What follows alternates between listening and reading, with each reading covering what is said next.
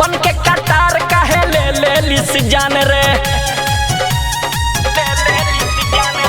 सोरहो सिंगार में बतोरो आशा थान रे बन के कटार काहे ले लिस जान रे गोड़ में रह के भी उतना हरान न पायल करेले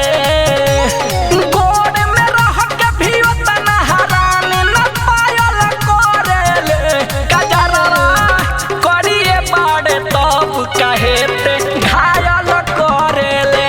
कजरवा करिए बाड़े तब काहे ते घायल करेले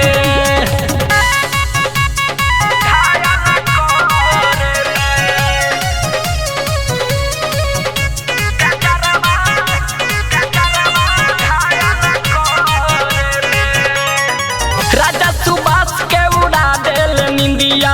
शोभा बढ़ावेले मथवा के बिंदिया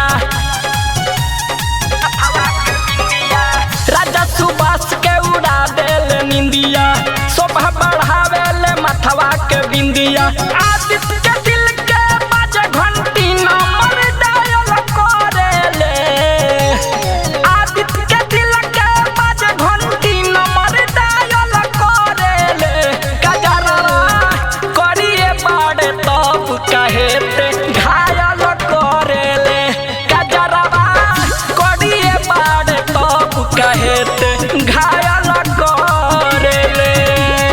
बढ़िया बढ़िया लइका सन के कायल करेले कजरवा